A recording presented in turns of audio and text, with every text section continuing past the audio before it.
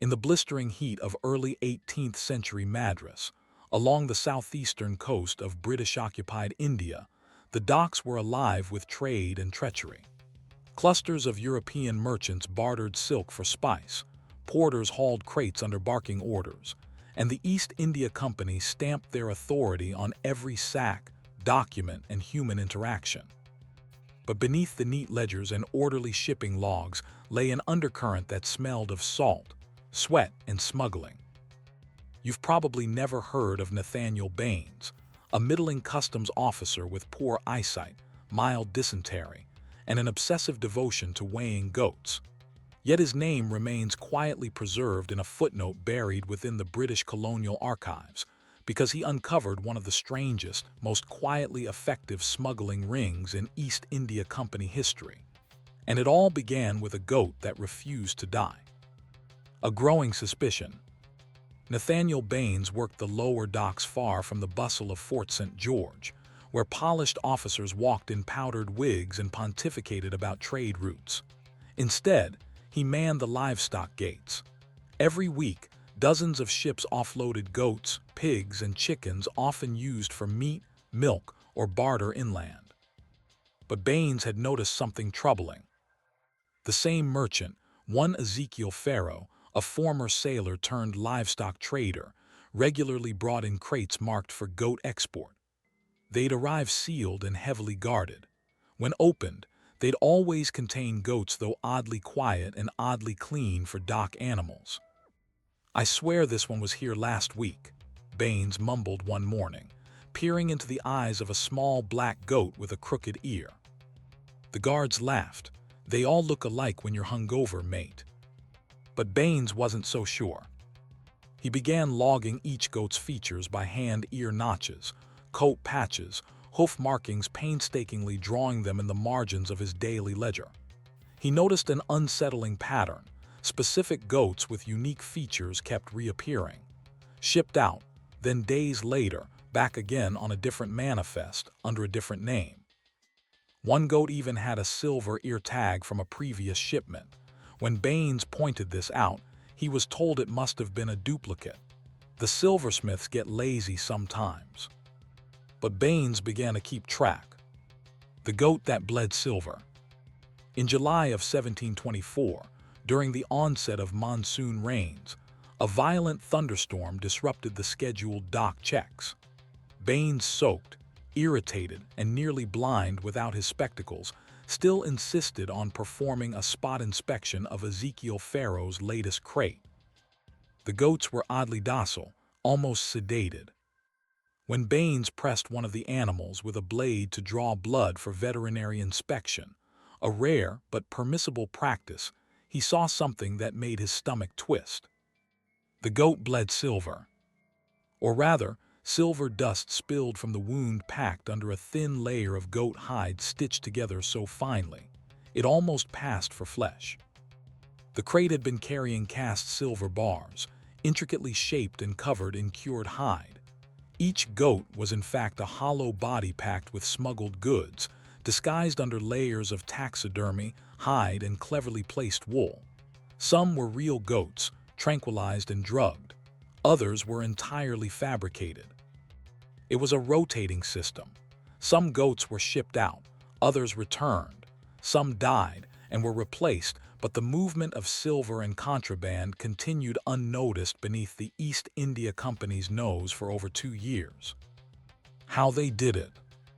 Baines reported his suspicions to his superior, Captain Willoughby, who dismissed the complaint as boredom-induced delusion. "You've gone half-mad, man," Willoughby said. "You're keeping drawings of goats." But Baines had begun to gather more than sketches. He traced the ship logs of Farrow's shipments. Most crates didn't match their listed weights. Crates marked with live cargo were too heavy and made no sound at all. On one occasion, he found a goat that hadn't defecated in days, an impossibility, unless it wasn't a goat at all. One night, under moonlight and bribed guards, Baines broke open a returning crate. Inside were not animals, but clay molds filled with ground nutmeg, saffron, and sandalwood commodities taxed at exorbitant rates. The smugglers had established a two-way contraband route: raw materials out, silver and weapons in, all hidden inside what the British authorities dismissed as peasant livestock. The Goats Network. What made this smuggling operation so successful was not just the disguises, it was the network. Pharaoh employed Indian craftsmen, veterinary students, even out-of-work Portuguese sailors to build an intricate system of falsified livestock, forged stamps, and bribed record keepers. Each goat had a rotation number, usually branded subtly under the hind leg. Veterinary interns would inject tranquilizers into the real goats to keep them subdued during shipping. Other goats were nothing more than padded frames on wheels, given just enough movement to trick even seasoned inspectors. And yet the most brilliant part, they reused the same crates. Each crate had a false bottom, allowing for storage of jewels or coins. The goats were just a show. While the British were busy weighing and inspecting wool and meat, diamonds and musk were sailing out into the Arabian Sea. Pharaoh had effectively gamed the colonial inspection system, using livestock as a disguise, repetition as camouflage, and Baines' own predictability against him. A quiet betrayal. Eventually, Baines went around his superiors and contacted a local Tamil clerk known as Ramasamy, who had been fired from the company over a miscounted spice shipment. Ramasamy, bitter and looking for revenge, admitted he had helped forge crate manifests for Pharaoh. He also revealed something far more disturbing. Pharaoh was not the head of the operation, just a facilitator. The mastermind was someone inside the East India Company itself. An official with access to shipping routes, inspection rotations, and bribery logs. But before Ramasamy could say more, he was found dead, hung inside a livestock crate. His death ruled a suicide. There was no note. Baines' case file vanished weeks later. So did Ezekiel Pharaoh. As for the goats, Baines claimed he saw the same crooked-eared goat weeks later, grazing outside the customs office. It looked him dead in the eye, then turned away. Was it just his imagination or the last ghost of a scheme, far cleverer than anyone ever suspected? There are few things more isolating than being right when everyone insists you're mad. In the weeks following the discovery of the silver-blooded goat, Nathaniel Baines found himself spiraling into a quiet paranoia. His fellow customs officers mocked his suspicions. His reports were disregarded or redacted. Captain Willoughby, who once hailed Baines for his unrelenting accuracy, now avoided him altogether. But Baines wasn't backing down. Something deeper was rotting within the colonial trade system, and he was determined to cut it open even if he had to do it alone. A return to the archives. By August 1724, monsoon season battered the coastlines. Trade slowed, and with it, the port activity dulled to a steady trickle of damp goods and irritated sailors. Baines used this window of calm to work through the archives, the shipping records held in the dark, humid cellar beneath the East India Company's administrative wing. The ledgers were dusty and half-rotted, bound in brittle leather and inked in fatting iron gall. Baines studied 4 years' worth of goat manifests tied to Ezekiel Pharaoh's ships. He cross-referenced arrival dates, ship names, and dockworkers' ledgers. A pattern slowly emerged. Every third shipment returned with goats that had previously been exported, same features, same weights, same rotation numbers. But more troubling was what he found in the ledger margins. In barely legible Tamil script, likely written by former clerk Ramasamy, were faint annotations. Crate 213, 4x tin molds, 3x clove bricks, false belly. Goat 37, dummy, belly lock behind left leg. Notify DS. DS appeared again and again. Who was DS? A dock inspector, a company man. Baines had no idea, but the initials always followed crates that had passed inspection without a single question. Crates that shouldn't have passed. a very quiet operation. By mid-September, a visiting naval captain from Bombay named Joseph Alborough requested a tour of the inspection facilities. Baines was ordered to escort him through the customs yards and demonstrate their impeccable efficiency. During the tour, Alborough pulled Baines aside and said, "You're the man with the goat drawings, aren't you?" Baines froze. I kept a few sketches for record-keeping purposes." Captain Alborough didn't laugh. He nodded slowly and said, "You've made someone nervous, Mr. Baines, and that someone might be sitting behind a company desk." Then he handed Baines a folded piece of paper. On it were two names: Dorian Smeets, Dock 7 Ledger, 3rd floor behind wine crates. Then Alborough walked away. Later that night, Baines broke into the 3rd floor storage room. Behind the dusty wine crates, he found the Dock 7 ledger. There, in unmistakable script, under inspection approvals and bribe entries: DS approved goat crates, standard fee 15 rupees, no markings. The initials matched, so did the handwriting. Dorian Smeet was deputy overseer of livestock shipments. The smuggler within. Dorian Smeets had been with the East India Company for nearly 8 years. A quiet man, balding, with a round face that made him look perpetually bored. No one would have guessed he was laundering a smuggling operation that spanned 2 continents. Smeets had never touched a crate, never boarded a ship, and never raised his voice.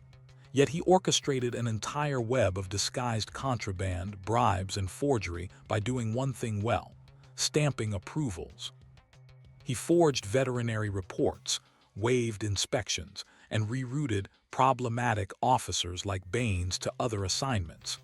His name was never on export manifests, only in internal memos and lower ledgers. That made him almost invisible to anyone not looking closely. And Smeets had one weakness: arrogance. According to Captain Alborough, the scheme had been growing too quickly. What had started as a small operation had turned greedy, adding opium bricks, unregistered weapons, and Persian jewels to the cargo. More money meant more people meant loose ends. And Baines was becoming one of them.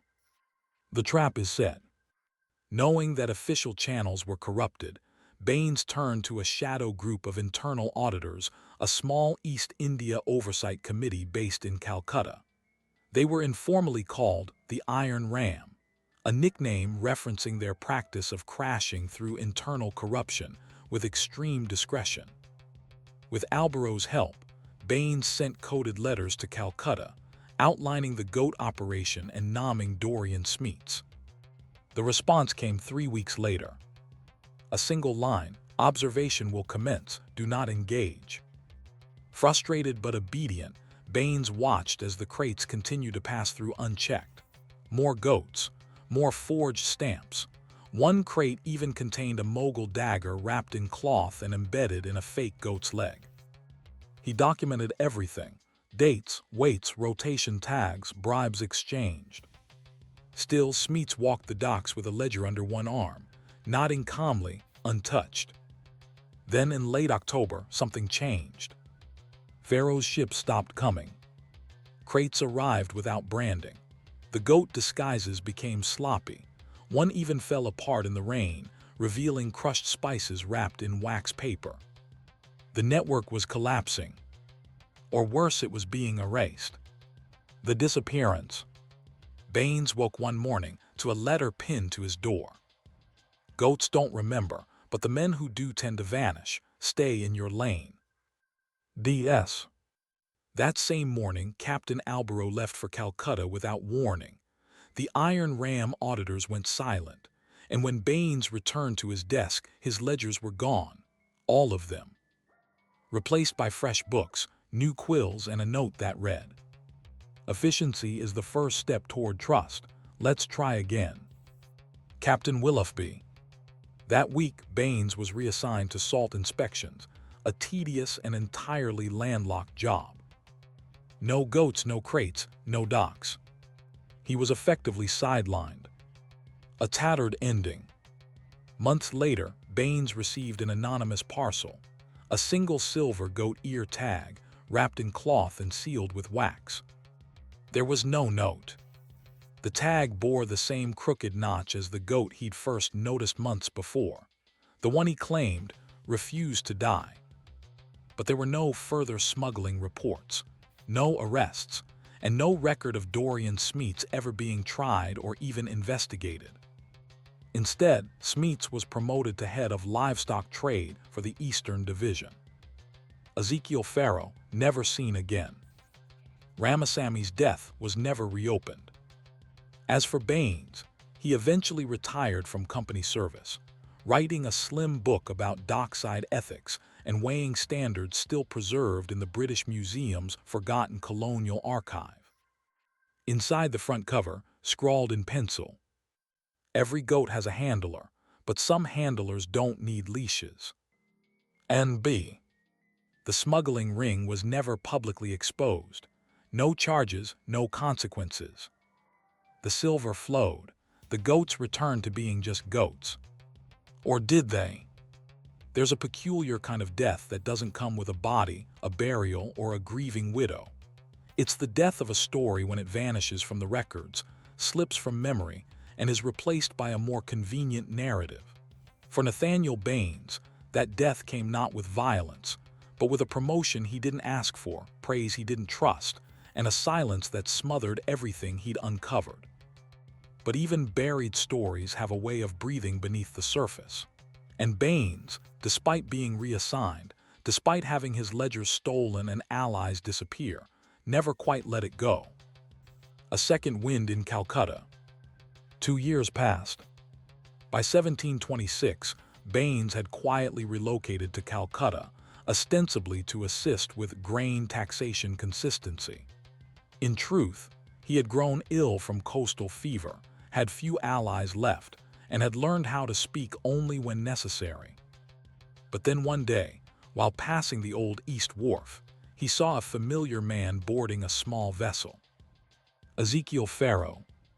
The same smug, hawk-eyed trader he had seen vanish from Madras 2 years prior, now bearded, thinner, wearing the garments of a humble spice merchant, but unmistakably him. Baines followed the boat manifest, nodding its declared cargo, spices and select breeding goats for Bengal's rural markets. He didn't intervene. Not yet. Instead, he returned to the lodging house and wrote a letter to someone he hoped was still listening. To the Iron Ram, Calcutta chapter. He's back, crate 45, dock 3, manifest inconsistent, you know what to do. N.B. There was no response. But within 2 days, that shipment caught fire in the harbor. Accidental, no arrests made. No bodies recovered. A pattern emerges. What Baines discovered over the next several months haunted him more than the original case ever had. The goat scheme had not died. It had evolved. Instead of relying on one port, the smugglers now worked through a dozen smaller coastal towns. Instead of silver, they were moving letters, encrypted scrolls, intelligence reports, and in some cases, artifacts stripped from Indian temples sold quietly in French, Dutch, and Portuguese colonies. The goats were still there, but used more sparingly. Now, oxen and pigs were also used. Even sacks of rice had been repurposed to hide weapons. Baines even intercepted a crate where the milk containers were filled with rolled opium sheets. But no one wanted to hear about it. Because by now, the rot wasn't limited to one customs officer, or even one colony. It stretched across the empire. The final ledger. In 1730, Nathaniel Baines, old and near blind, wrote his final report not to the East India Company, not to his superiors, but to the Honourable Society of Anti-Corruption Officers in London, a barely funded reformist group with no formal power, but with one thing Baines knew the company feared: publicity. In this 47-page report, now lost to history, but referenced in a 19th century footnote, Baines outlined the full network of smuggling, using taxidermied goats. A list of 12 known East India officials complicit in the fraud. Locations of suspected bribe drop points, including mission schools, salt houses, and veterinary clinics. And most damning, an invoice signed by Dorian Smeets approving a crate later found to contain 6 bronze statues looted from a temple in Thanjavur. The report was never published. Within a month, the Anti-Corruption Society's office in London suffered a suspicious fire. Baines, by then 58, died shortly after, of what was called lung inflammation, possibly tuberculosis, possibly something else. No obituary, no pension paid. The goat resurfaces. In 1897, over 160 years later, a British historian named Clive Mordaunt discovered a curious taxidermied goat at a private auction in Lisbon. Its body was unnaturally heavy. Upon examination, he found that it had a hinged stomach, lined with a compartment containing a lead-coated scroll inscribed with Portuguese and Dutch shipping codes, spice weights, and a cipher key. Mordaunt traced the item back to a Portuguese collector who had purchased it from Goa in western India. Though the codes had long since expired, the implication was clear. The goat smuggling network had been real, global, and deeply entrenched. And yet no one had ever written about it. There were no company records, no formal charges, no surviving ledgers. Except for one brief mention in the diary of an officer named Nathaniel Baines. What remains? Today, if you search the archives of the British East India Company, you won't find a file on goat smuggling or any mention of Dorian Smeets' corruption. There is a record of Ezekiel Pharaoh deceased, unknown cause, buried at sea. There is a Nathaniel Baines listed under miscellaneous clerical. And in the Royal Museum of Maritime Trade, there is a single item labeled Colonial Livestock Shipping Tag, Silver. Estimated date, 1720–1725. Provenance unknown. Display status in storage. Just a small curved piece of silver. No mention of goats, or smugglers, or a customs officer who noticed the impossible and refused to forget it. But perhaps the most haunting question remains. If the goat was just the beginning, how much else passed through unnoticed? And who, exactly, is still profiting from the silence? On a winter morning in 1911, in the coal-dusted town of Brimstead, nestled in England's Yorkshire countryside, the local post office opened as it always had. The postmaster, Albert Forsyth, greeted the regulars Mrs. Harrow with her pension, young Danny delivering telegrams on his bike, and the mayor's secretary, arms full of envelopes and official seals. The building was modest, stone-faced, soot-tinged, with a single red post box outside and an iron sign that creaked in the wind. Inside, shelves of packages and rows of pigeonholes lined the walls. Brass scales and ledgers shared space with biscuit tins and old tea mugs. It was the kind of place where everyone assumed nothing ever changed. And yet, behind the sorting room, wall behind a row of cabinet drawers that hadn't been moved in decades, lay a door.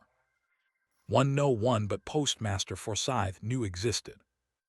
And what was behind that door would remain hidden for over 40 years, until a plumbing leak exposed one of the quietest, most perplexing crimes in British postal history. The man in the cap.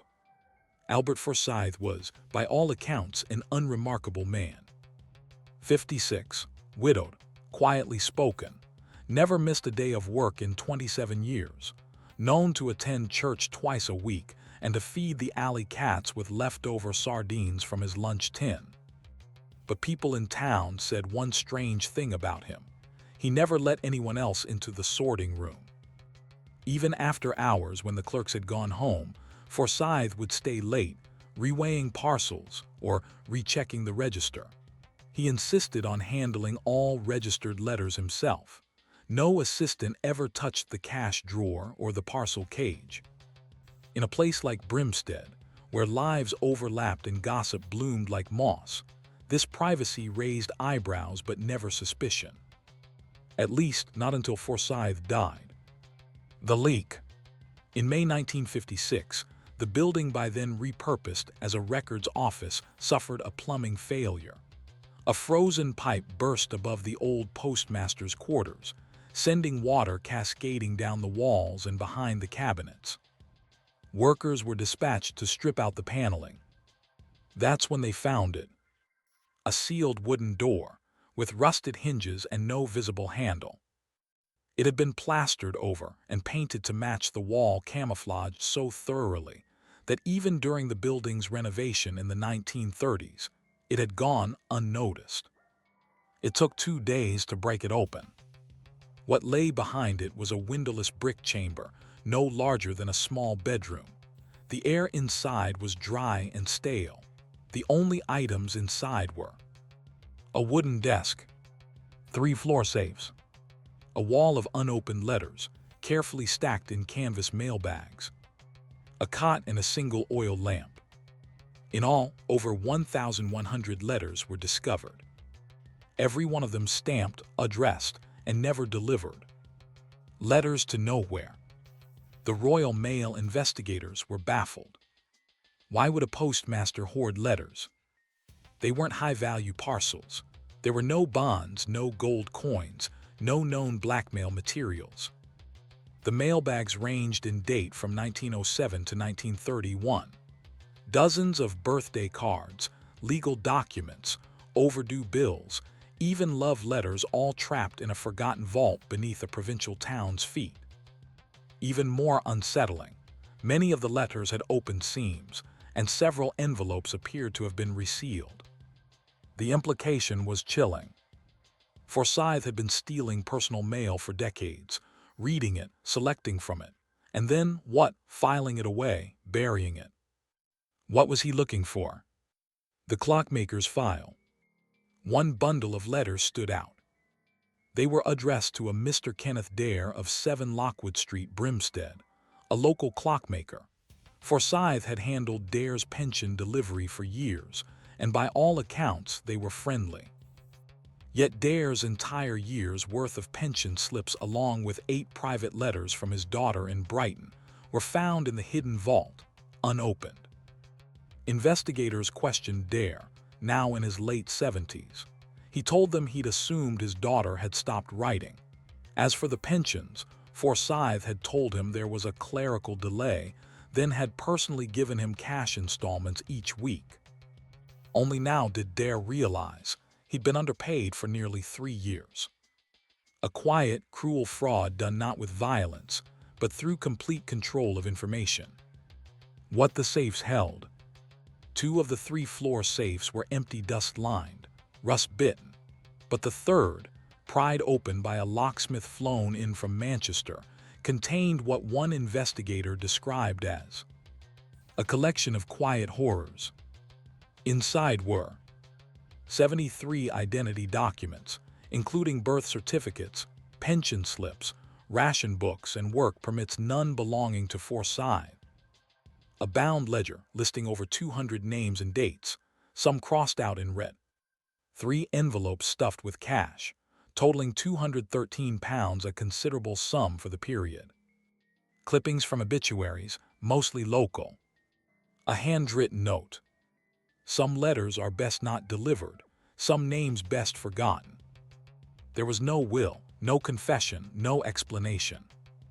But the ledger suggested a chilling possibility. Albert Forsyth may have been selecting certain letters, identifying vulnerable individuals' widows, the elderly, the isolated, and using their forgotten mail as a way to control or steal from them. A system of quiet theft. The letters weren't random. Investigators from the Royal Mail's internal division, working alongside Scotland Yard, pieced together what they could. A pattern emerged. Letters containing banking or pension information were intercepted. Forsyth would forge replies, redirect funds, or make errors that required the victim to come into the office, where he'd pay partial amounts and claim bureaucratic confusion. Love letters or emotional correspondences were copied, some say even rewritten by Forsyth, then destroyed or filed. Legal notices, including court summonses and eviction notices, were delayed, causing victims to miss hearings or default. He had created a system of invisible manipulation. By controlling what people received or didn't, he could shape entire portions of their lives. And no one knew. Because Forsyth was the final stop for every sealed envelope in Brimstead. The town reacts. When the story broke in the Yorkshire Post, Brimstead was outraged. Families demanded compensation, pensions were recalculated, lawsuits emerged, but the deeper shock wasn't financial, it was psychological. How many missed funerals? How many estranged relationships? How many lost opportunities, simply because a single man chose not to deliver a letter? One resident, Mrs. Eliza Hart, described writing her brother in 1922 after a family tragedy. She never received a reply, and he died believing she had cut ties. In Forsyth's vault, her original letter was found unopened, yellowed at the edges. Still sealed, still stamped, still waiting to be read. The motive remained elusive. There was no known etiology, no sign of mental illness, no surviving family to offer insight. And the question that continues to baffle historians is this: why didn't he spend the money? Why steal identities, forge letters, hoard hundreds of envelopes, and then live as a pauper until death? The records show Albert Forsyth died in a rented room above a bakery, with only £12 to his name. No property, no heirs, no legacy. Only letters. Unsent, undelivered, unanswered. The discovery of Albert Forsyth's secret vault turned a sleepy town scandal into a national mystery. As investigators dug deeper into the mountain of undelivered letters and forged documentation, the scope of the crime grew not in violence or volume, but in the chilling intimacy of its intent. This wasn't embezzlement. It wasn't espionage. It was the quiet, curated dismantling of people's lives, one envelope at a time. And the deeper they dug, the more impossible it became to understand the man at the center of it all. The Book of Names. The ledger recovered from the third-floor safe became the investigators' lodestone, titled in Forsyth's hand simply, RECONCILATIONS. Inside were 213 names, written in black ink. Each entry had a date, some had addresses, others were marked with strange notations. DL plus 1.6 weekly. And behold letter too cruel. No reply final. Her father was right. Roughly 80 of the names were crossed out in red. Many of those names corresponded to obituaries clipped from the Brimstead Sentinel, taped or pinned beside their entries. But it wasn't just record-keeping. Forsyth seemed to be documenting choices, decisions he had made regarding people's communications, who deserved their letters, who didn't, who should be paid, who shouldn't, and in some cases why. It became clear that Forsyth saw himself not as a criminal, but as a curator of consequences. He believed certain truths were too cruel, certain people unworthy of forgiveness, and others in need of shielding even from their own mail. Case study: Margaret Blythe. One of the most haunting entries in the ledger read simply, "And behold letter too cruel, return never sent." MB was Margaret Blythe, a seamstress who lived on the corner of Leek and Holloway. She died in 1932 from pneumonia, unmarried and childless, after a life described as quiet but proper. In Forsyth's vault were 8 letters addressed to her, all from her fiancé, a corporal stationed in France during the Great War. The last letter was written in 1917, a rushed, affectionate note informing her that he was returning home for leave. There was no response. In the same vault was a letter from her to him, stamped and addressed, but never mailed. Investigators pieced together that Forsyth had intercepted both letters, possibly believing the correspondence had become too emotional or unhealthy. They speculated he saw himself as preventing a doomed reunion, perhaps from personal bias or some imagined sense of protection. Corporal John Willings, it turns out, died weeks later in Flanders. Margaret never knew. She lived the rest of her life believing she'd been abandoned. A private jury. Forensic analysts examined the handwriting in the ledger and compared it to notes found on envelopes, pension forms, and forged letters. The matches were clear. Forsyth had developed a steady, practiced hand for fraud. He forged government stamps, reply letters to legal offices, official delays on pension checks, even love letters, some rewritten in more dignified language. His edits were subtle. He changed dates, reworded sentences, omitted harsh phrases. Sometimes entire replies were manufactured from scratch. And when a letter didn't meet his standard of appropriate sentiment or suitable resolution, he'd intercept it entirely. In his mind, he was correcting the errors of others, rewriting history, quietly curating human connection. The witness who knew too much. Only one person had ever been inside the sorting room during Forsyth's time as postmaster: Walter Hinks, a delivery assistant who worked the night shift briefly in 1914, just before being conscripted. In a statement given to police in 1957, Hinks recalled, "He had a drawer labeled unsettled. He said some letters didn't need delivering, that they were better read by no one. I thought he meant misaddressed mail." Hinks also remembered a peculiar routine.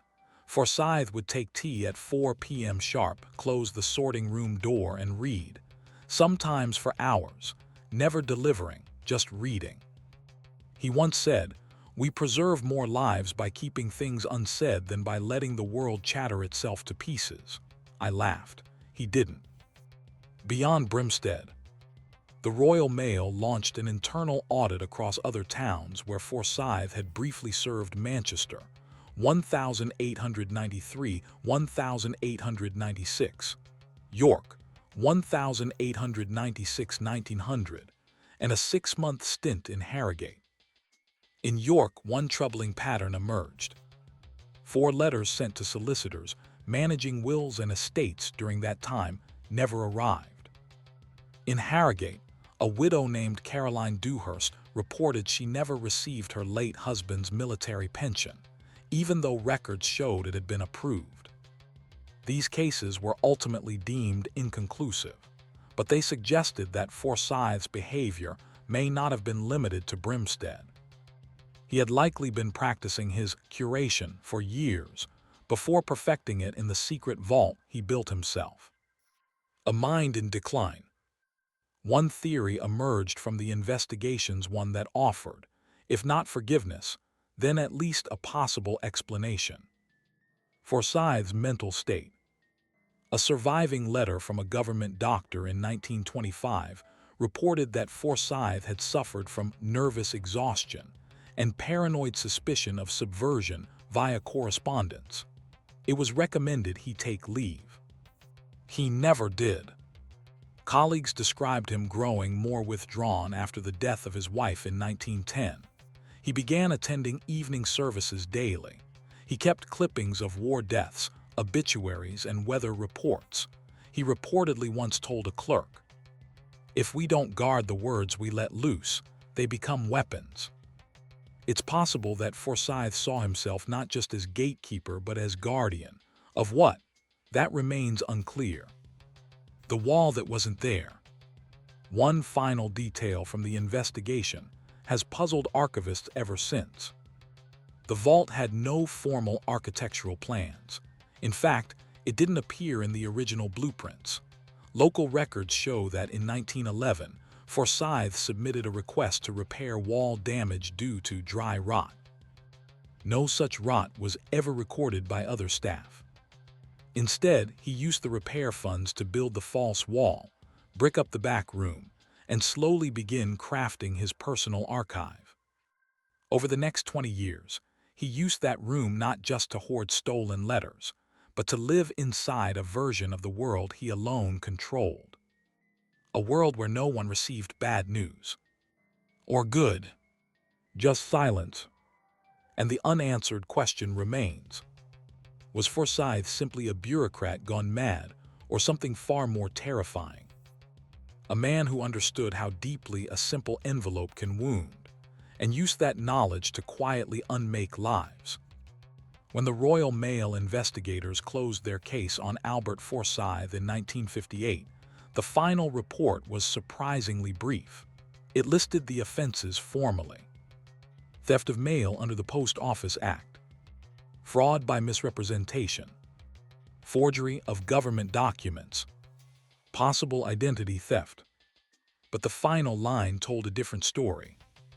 The subject's actions, though criminal in effect, reflect a psychological complexity beyond the scope of administrative prosecution. That was the last official word on the matter. And yet, as archivists, local historians, and amateur sleuths dug into the case over the following decades, it became clear that Forsyth's legacy wasn't simply about stolen letters. It was about control, isolation, and a crime so slow, so quiet, that it bled entire years out of people's lives without leaving a single drop of blood. Letters that never arrived. Following the investigation, the Royal Mail launched what they called the Reconciliation Project, an effort to identify and, where possible, deliver the 1,100-plus letters found in Forsyth's hidden vault. But by the time the project began, most of the intended recipients were dead. In some cases, the families were notified. The letters were handed over in brown folders, bundled with explanations and apologies. In others, the letters were deemed too personal or damaging to reintroduce. These were kept under restricted access in the royal archives, labeled by year and address, locked behind bureaucratic procedures that remain in place to this day. A handful were eventually published, either by surviving descendants or journalists. One such letter from a young woman named Clara Harrow was addressed to her cousin, requesting help after she became pregnant out of wedlock. The letter was dated 1914. It was never delivered. She was later committed to a Magdalene asylum. Her family never spoke of her again. The retired inspector. In 1976, a retired Royal Mail investigator named Gerald Locke gave a rare interview to the London Review of Crime. He had worked on the Forsyth case during his early years with the service. Locke described the case as deeply unsettling, not because of the scale, but because of the absence of conventional motive. "We weren't looking at greed," he said. "We were looking at someone who seemed to believe he was making the world cleaner." Locke shared one final, unpublished detail. Tucked inside Forsyth's desk in a drawer beneath the ledger was a collection of return addresses clipped from envelopes, labeled with phrases like "anger unresolved," "infidelity denied," "child's handwriting, no need to reply." Locke believed Forsyth was building emotional profiles, sorting not just the letters, but the people behind them. A postal worker turned self-appointed moral arbiter. A postmaster who became a judge. Brimstead's forgotten chapter. For the town of Brimstead, the scandal eventually faded. The post office was converted into a community center, and for a time, the site of the vault was sealed off entirely. A brass plaque briefly marked the spot, but was later removed after complaints that it cast the town in a bad light. But for those who still live there, the memory lingers. Some say they still find handwritten notes slipped through their letterboxes, unsigned, offering advice or warnings, written in a spidery, looping script not unlike Forsyth's. A local myth grew around the idea of the phantom post, an urban legend that some part of Forsyth's method still exists, passed down, hidden in rural stations and sorting rooms. Ridiculous, of course. Or is it a letter to the dead? Among the last items cataloged in the vault was a single envelope addressed not to a person, but to whom it may concern.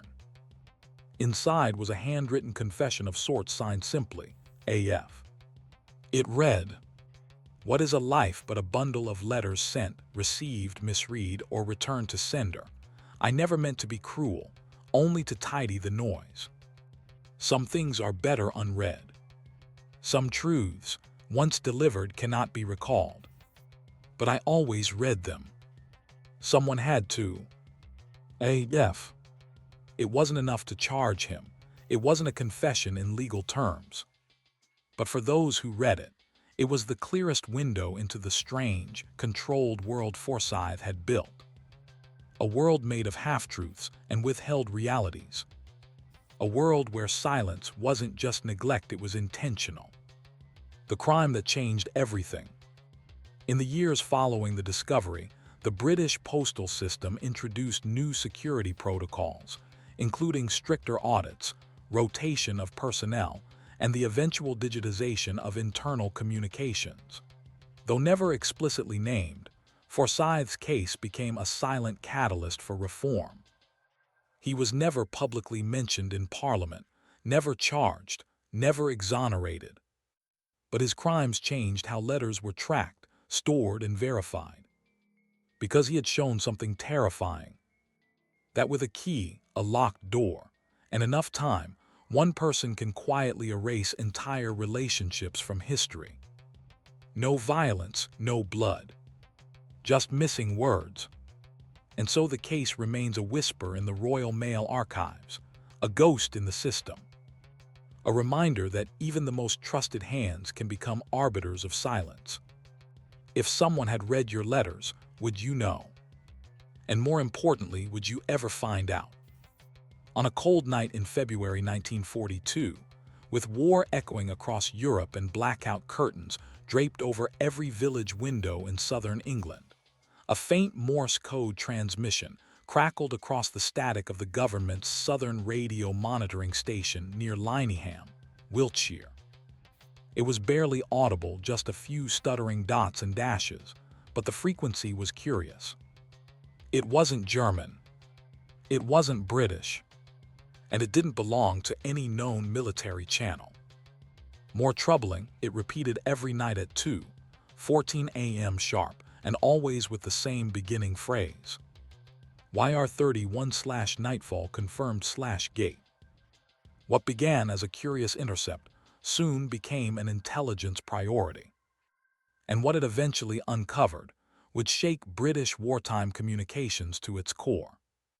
Because the signal wasn't coming from Germany or France. It was coming from inside Britain itself, from an abandoned local radio station that was supposed to have been shut down in 1939. And at the heart of it all was a man no one could account for. A technician who had disappeared months earlier, and who may have been broadcasting after his death. The disused station. Before it became a ghost site, Station YR31 had been a humble commercial AM station. Built in 1933 just outside Lyneham Village, it played local music, farm announcements, and regional news. It served a sleepy farming community and a few scattered hamlets. When war broke out in 1939, the British Ministry of Information issued closure orders for all non-military broadcasters. YR31 was shut down. The building was stripped of its equipment, and the signal was supposedly dead. But by 1942, the signal was somehow active again and encrypted. MI8, the British military's Communications Intelligence Division, was alerted.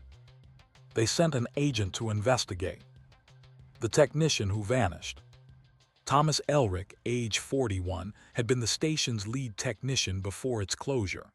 A quiet man, former telegraph officer, lived alone in a rented cottage and often walked the 2 miles to the station through the forest. When YR31 was shut down, Elric never officially moved, but he stopped showing up at the village store. Neighbors assumed he'd enlisted. His rent was paid by envelope. Mail was picked up, but no one had seen him. When agents visited the old station, the door was padlocked from the outside, rusted shut. The building was choked with vines and partially collapsed. Inside, they found the remains of a transmission desk, rusted aerial cables, and a freshly powered radio unit humming softly in the dark. There was no sign of Elric, only a worn gray coat hanging by the door. Ghost frequencies. The radio device was not standard issue. It had been jury-rigged using salvaged parts, batteries, and what looked like an old dental drill motor to run a timing switch. More disturbing, the broadcast timer had been set to activate precisely at 2:14 a.m. every night, powered by a makeshift battery circuit made from scavenged wiring and mined car batteries. This meant someone had been visiting regularly to recharge or swap the batteries. But the forest path was overgrown, no recent footprints, no sightings. And no one in the surrounding villages admitted to seeing lights or hearing any unusual sounds. Inside the broadcast booth, agents found a single typed slip of paper. Nightfall confirmed, gate. Nothing else. The team took the device for examination, deactivated the signal, and sealed off the building. But the next night at 2:14 a.m. the broadcast began again. Same frequency, same message, but this time a second tone played behind the Morse code, a pattern that didn't match any recognized military cipher. The signal analyst. To decode the anomaly, MI8 brought in Daphne Winchell, a linguistics expert turned codebreaker stationed in Bletchley Park. She listened to the recordings and noted that the background tone was not accidental. It was counterrhythmic, like a heartbeat or a pulse. When she adjusted the pitch and isolated the layers, it revealed a chilling overlay. Whispers. Human whispers, sped up to obscure intelligibility. Once slowed down, a few words were intelligible. One man left. Not silence, never silence. They made me a gate. The signal wasn't just Morse code. It was a multi-layered transmission, using heartbeat-mimicking tones to conceal recorded voice fragments. Winchell's conclusion: whoever was behind the signal had deep technical knowledge and an obsession with communication as something more than language. A body in the wires. A week later, during a second sweep of the station site, military engineers attempted to trace the underground wiring used to power the signal. It led to a collapsed cellar beneath the old broadcast tower. Inside the rubble, they found the body of Thomas Elric. He had been electrocuted, badly burned, with one hand fused to a copper wire. Next to him was a handwritten journal, partially scorched but still legible. The final entries, written in increasingly shaky script, were unsettling. They told me to hold the signal. I am not supposed to stop. If I stop, the gate closes. Nightfall confirmed, no light in me anymore. This is not a broadcast. This is a message. This is a tether. They say I am the gate. MI8 concluded that Elric had died weeks earlier, and the rigged machine had been broadcasting on a timer ever since. And yet, the second tone, the whispers, had only started days ago, after Elric was confirmed dead. An impossible transmission. The final blow came when MI8 discovered that the second tone was being injected from outside the original setup. This meant someone else had begun piggybacking on the dead man's signal. They tracked the second signal to a radio tower 17 miles away, atop a hill once used for WWII aircraft beacons. It had no authorized operator. When the site was raided, they found a makeshift living space bedroll, empty food tins, piles of paper filled with numbers, phrases, and long chains of repeated words. Gate, gate, gate, gate, gate. Confirm, confirm, confirm. No sleep, no stop, no silence. Nightfall, nightfall, nightfall. but no person was ever found. Just one final note, pinned to the inside wall. He died, but the message didn't. We hear it now, we always heard it. It needs someone.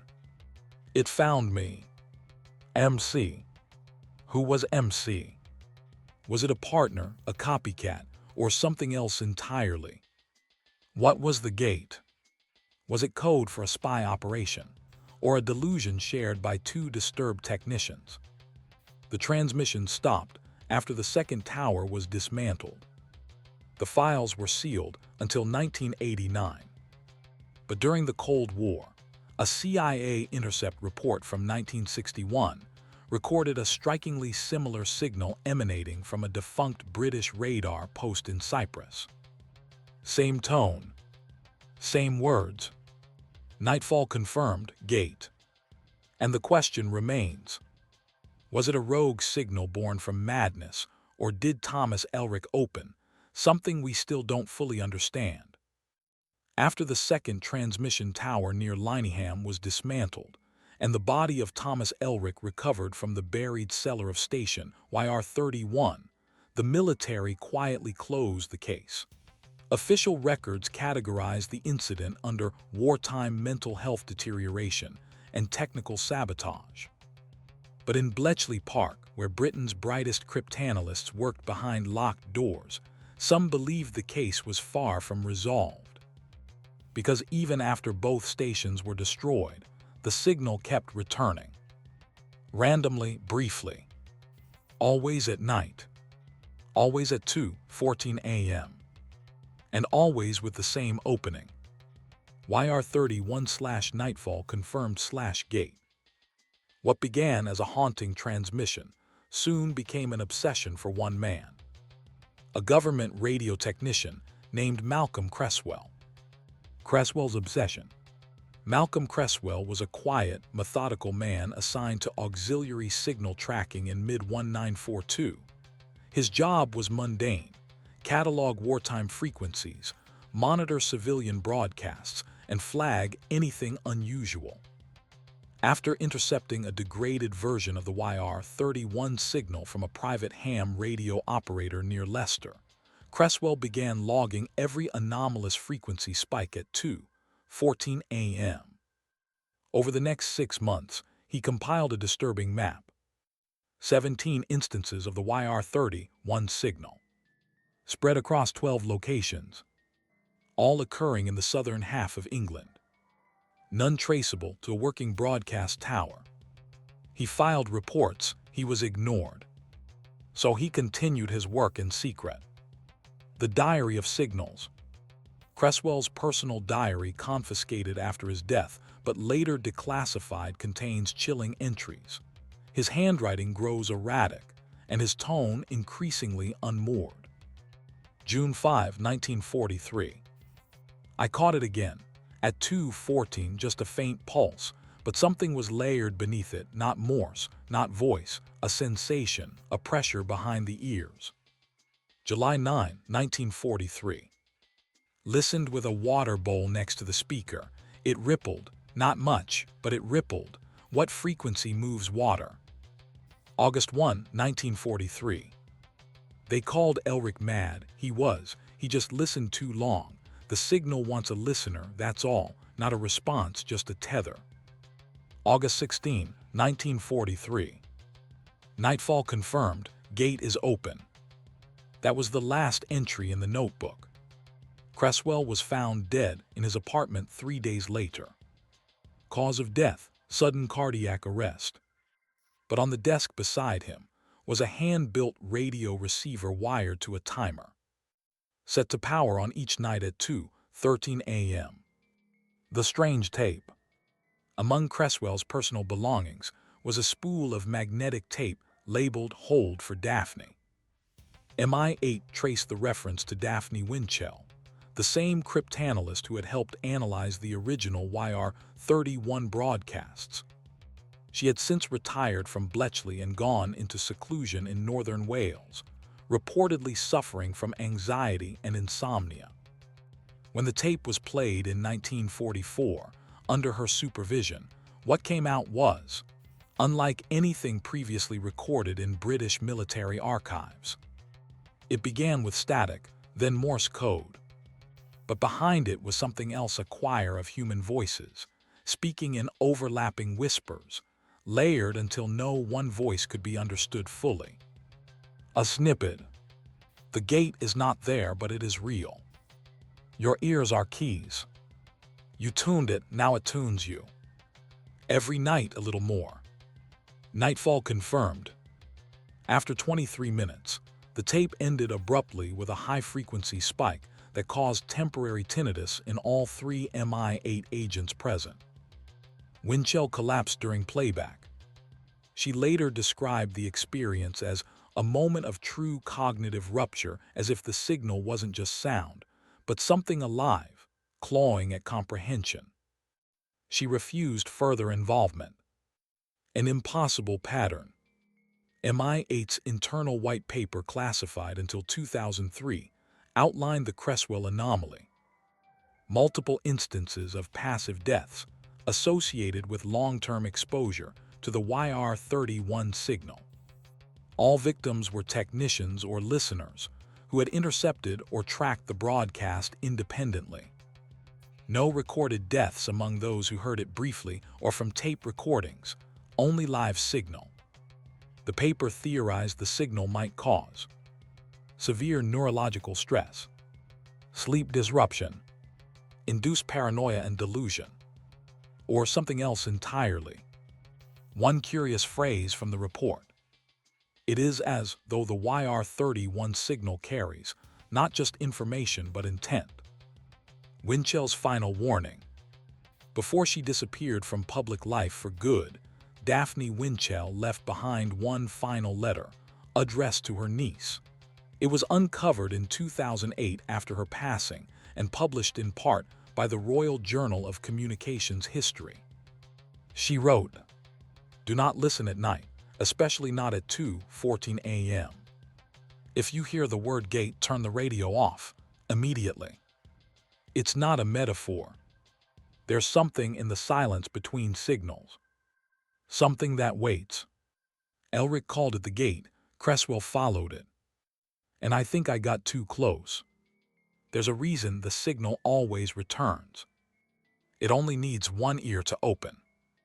And once it opens, you don't close it again. The YR31 case remains officially unsolved.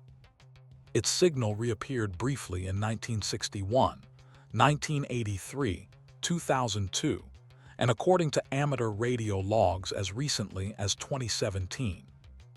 Each time only for a few minutes. Each time around 2:14 a.m.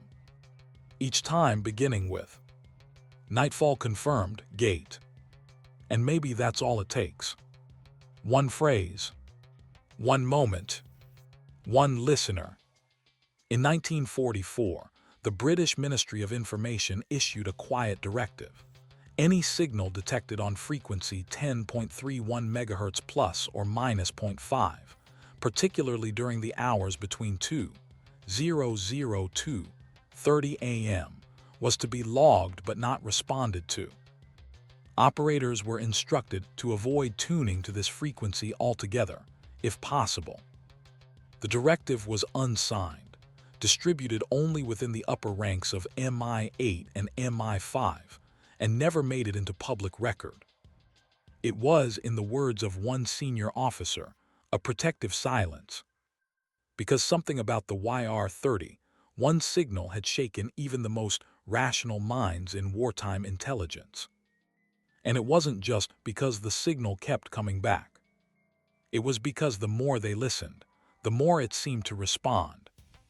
The Listener Station Project.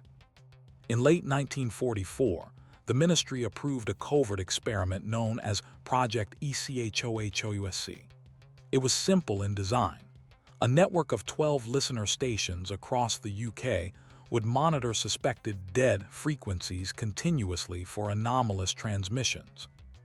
Each station was manned by one operator, equipped with magnetic tape recorders, shielding, and lead-lined walls to prevent outside interference. The goal was to test a theory suggested by Dr. Florence Huxley, a communications physicist recruited during the war. What if the YR-31 broadcast is not a traditional signal, but a call-and-response loop, one that activates not by transmission, but by attention? If that was true, then the act of listening was not passive, it was permission. The man in Station 7. Each operator kept a logbook. Station 7 was assigned to a technician named Reuben Alcott, formerly of the BBC. He was skeptical of the project, describing the YR-31 hysteria as radio-induced spiritualism. His logs, however, tell a different story. April 11, 1945 to 14 a.m. Signal spike, very faint, duration 6.4 seconds, standard Morse intro, no voice layer detected. April 18, 1945 to 14 a.m. Morse plus low hum, feels like harmonics of heartbeat, discomfort in ears, minor vertigo, pulled headphones. May 2, 1945 to 13 a.m. Heard my name in the left channel, not a hallucination, reviewing tape for confirmation. That tape no longer exists. It was magnetically erased during storage. But Alcott's next entries became increasingly fragmented. May 9, the gate isn't a door, it's a mirror. May 10, the radio remembers what I forget. May 11, I turned it off. It kept transmitting. No power, no connection, still transmitting. The disappearance. On May 14, 1945, Station 7 went dark. When a recovery team arrived 36 hours later, they found the building sealed from the inside. The door had been nailed shut with copper wires. There were scratch marks on the inside of the windows etched in Morse code.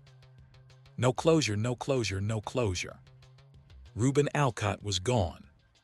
His coat remained, his shoes, his tea mug half full. But no body, no signs of struggle, no forced exit. Only the radio still powered off, and yet humming faintly. The final tape. One tape remained intact. Its label read only Dream/214. It begins with silence, then a voice. Not Morse, not whispers. A clear male voice, likely Alcott's but distorted, words stretched, syllables reversed, meaning unclear. The frequency finds shape in silence. The signal listens first. I looked into the sound. It wore my voice. Nightfall confirmed. And then a sound no one could explain. A laugh almost mechanical, overlaid with faint tones of metal on metal, like wires straining under pressure. It ends with a final statement, barely audible. The gate hears you too. What was YR-31? By 1946, Project ECHOHOUSC was disbanded. The official report concluded the YR-31 case was a rare intersection of wartime psychological stress, technical misinterpretation, and electromagnetic anomalies. All tapes were sealed. The Lineham station was destroyed, and the frequency was decommissioned and buried under civilian band designations. But in intelligence circles, the whispers continued. Some speculated that YR-31 had been an unintentional psychic channel, opened by frequency overlap during atmospheric anomalies. Others suggested it was a sophisticated psychological weapon, possibly Soviet in origin, though this remains unsubstantiated. One theory, never officially recognized, posits that Elric had unknowingly created a feedback loop, a signal that was conscious in the way a fire is conscious. Not intelligent, but hungry. A signal without end. The final known interception of a YR-31 signature happened in 1999, during a solar storm. A shortwave enthusiast in Sweden recorded a faint 2:14 a.m. transmission on a long-defunct frequency. The words were garbled, layered beneath noise. But one sentence was transcribed clearly. You have always been listening, now we answer. That recording was later debunked by skeptics. But for those who know the history Elric Cresswell Winchell, Alcott, it raised one final, unnerving question. If the gate is real, what's been listening on the other side? Some signals shouldn't be received. Some doors once tuned to don't just open, they stay open. And maybe, just maybe, the act of listening was never innocent to begin with. In the quiet market town of Kendal, Westmoreland, nestled in England's Lake District, the year 1823 dawned like any other. Wool merchants haggled in the square, shepherds came down from the fells, and the River Kent ran slow and cold through the valley. It was a place of old stone cottages, peat smoke, and the comforting hum of provincial life. And yet, beneath the rolling hills and the village pleasantries, one woman's life and death would ignite one of the strangest poison cases in Regency England. Her name was Eleanor Starkey, but in Kendal they called her the Widow. She was 46, recently bereaved, and lived in a small house near Stramongate Bridge. Local whispers painted her as proud, sharp-tongued, and unusually independent for a woman of her age. She dressed in black, rarely attended church, and carried herself with a confidence that unsettled the town's men. Some said she had inherited money from her late husband, a timber merchant who had died in unclear circumstances. Others whispered that she had helped him along. But in Kendal, scandal was always tempered with politeness. Until one market morning, when a man named Thomas Inman collapsed after sipping tea at the widow's kitchen table. Within days, 3 more villagers would fall ill after sharing her food. And suddenly, the rumors about the widow of Westmoreland became a matter of life and death. The widow's reputation. Eleanor Starkey had long been the subject of suspicion. In a town where women were expected to remarry quickly, she did not. Where widows often relied on sons or brothers, she chose to manage her late husband's accounts alone. She hired servants when needed, dismissed them when they grew nosy, and always kept her doors locked. Children whispered that she spoke with apothecaries late at night, and one maid claimed to have seen small bottles in her cupboard, marked with crude skulls. The gossip sharpened after her husband, Richard Starkey, fell ill the previous winter. His symptoms, stomach cramps, vomiting, weakness, were written off as dyspepsia. He died in bed, pallid and gasping, leaving Eleanor sole heir to his modest estate. At the funeral, when asked how she would cope, Eleanor replied coolly, "I have always coped. Richard was merely the final practice." It was a remark that hardened public opinion against her. And when Thomas Inman collapsed in her house 6 months later, Kendal's whispers turned to outright accusation. The poisonings begin. On June 3, 1823, Thomas Inman, a wool broker, visited Eleanor's home to settle an account. Servants later testified that she served him tea and oat cakes. Within an hour of leaving, he staggered into the street, clutching his stomach, before collapsing outside the George and Dragon Inn. His symptoms mirrored those of her late husband: searing abdominal pain, vomiting, convulsions. He died the following morning. 3 days later, Eleanor hosted 2 neighbors, Mr. and Mrs. Dodgson, for supper. Both fell violently ill, though they survived. A week later, a maid in her household, Mary Rigg, suffered similar cramps after drinking from a pot of broth Eleanor had prepared. It was no longer rumor.